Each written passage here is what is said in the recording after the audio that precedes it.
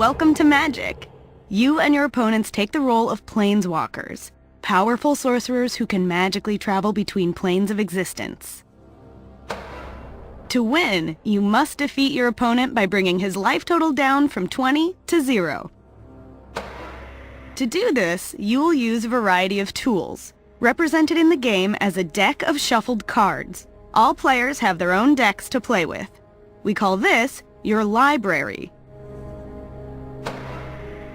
At the beginning of the game, each player draws 7 cards. If you don't like your opening hand, you have the option of redrawing, called a mulligan.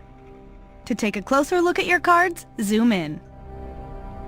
As you can see, Magic cards have many symbols and words. We'll explain what they mean as the game continues. To begin playing Magic, you must complete a series of quests. For the first quest, you're playing a green deck. Green's specialty is large, powerful creatures. Your opponent is Crimson Mage. To cast spells or summon creatures, you're gonna need some resources. In Magic, the main resource, mana, comes from lands. Every turn you may play a land from your hand. Once you have enough lands on the battlefield, you'll have the mana you need to cast spells, including summoning creatures. Play a land now.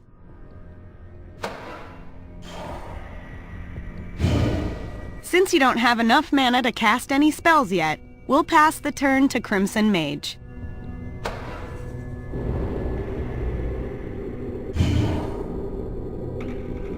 Crimson Mage will also play lands to build the resources he needs to cast spells. Now, he will cast a spell. Crimson Mage has summoned a creature. Attacking with creatures, like Crazed Goblin, is the major way players defeat their opponents. On every creature card, the bottom corner displays its power and toughness.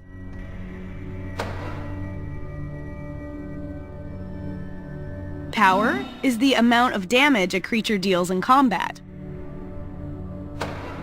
Toughness is the amount of damage needed to destroy this creature. Every spell has a mana cost. To summon Crazed Goblin, it costs Crimson Mage a single red mana. It's represented by this symbol.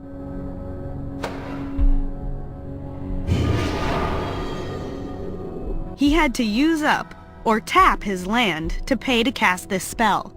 Tapped cards are turned sideways. Mana costs can be more complex than Crazed Goblins. Summoning this creature will cost 4 mana, and 2 of the mana must be green. When a player gains control of a creature, it can't attack or do anything that requires tapping. This is called summoning sickness. These creatures will have a dizzy look to them. But we can expect the Crazed Goblin to attack on Crimson Mage's next turn.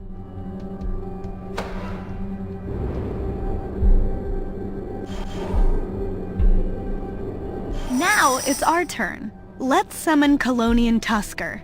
To cast this spell, play a second land, and then choose the creature that costs 2 green mana.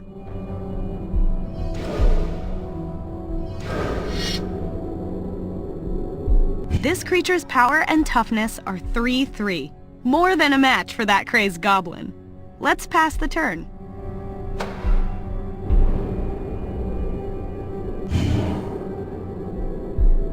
Now, Crimson Mage will play a land and then attack us with the Crazed Goblin. The Crazed Goblin has to attack because its rules say it must.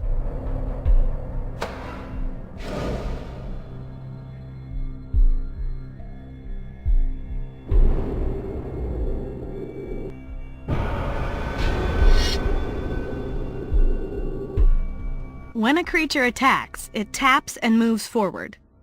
Now you have a chance to respond with creatures you want to block with. You happen to have a creature on the battlefield that will block very well.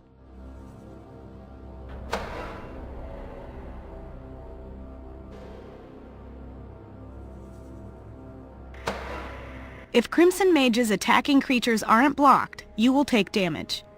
Your Colonian Tusker can keep you safe. creatures with summoning sickness can block. Block the crazed goblin!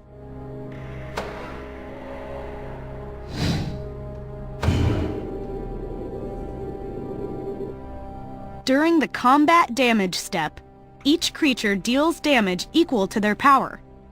This time, these creatures will deal damage to each other at the same time. Crazed Goblin will die, and the Colonian Tusker will survive.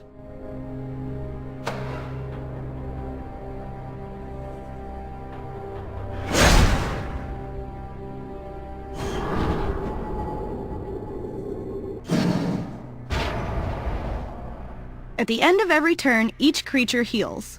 Any damage dealt to them is removed. You don't have to keep track of damage from turn to turn.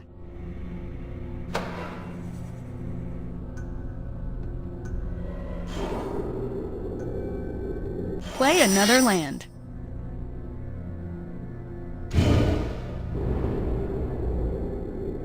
Now it's our chance to attack Crimson Mage.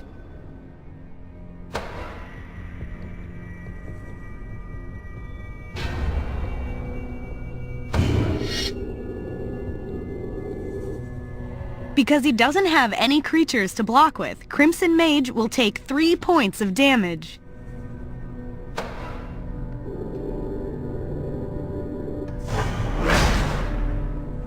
You don't have any spells that you can cast for now, so let's pass the turn.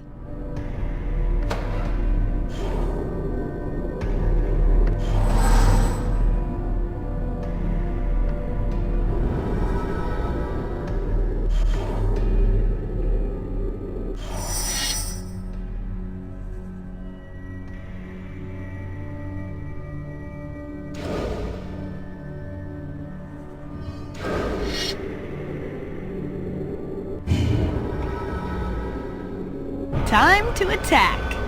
Send your Colonian Tusker into combat.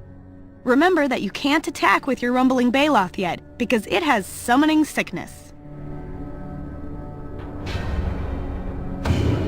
It's important to know that, in Magic, you can only decide that your creatures are attacking an opponent. You don't have control over which of your opponent's creatures will block. Unless the card says otherwise, blocked creatures deal all damage to the creatures that blocked them. No damage is dealt to the defending player. Blocking with small creatures to not take any damage is sometimes a good strategy.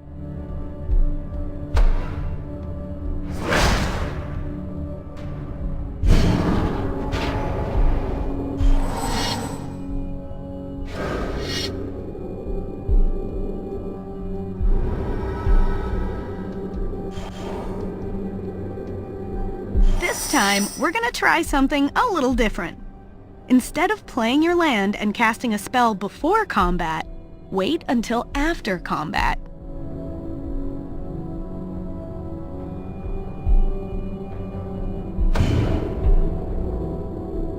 Now, attack with both of your creatures. It looks like Crimson Mage has decided not to block with his Bloodrock Cyclops, so he'll take 7 damage. Awesome!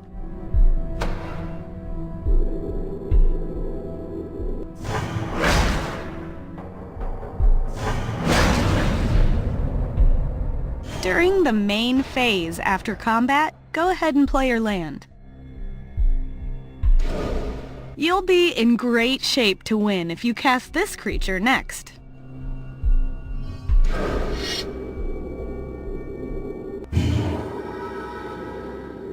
Crimson Mage will play a land and attack. Things are looking good.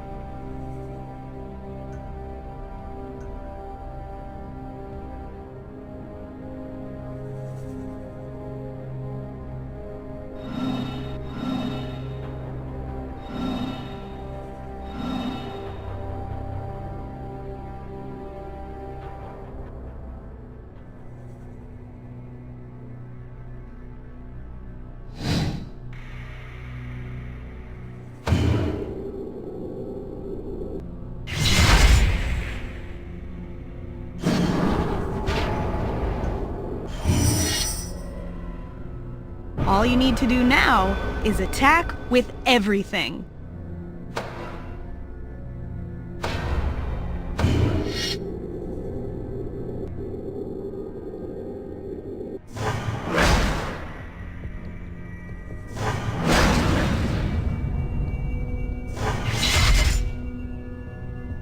In Quest 2, we'll spice up the battle with other kinds of spells.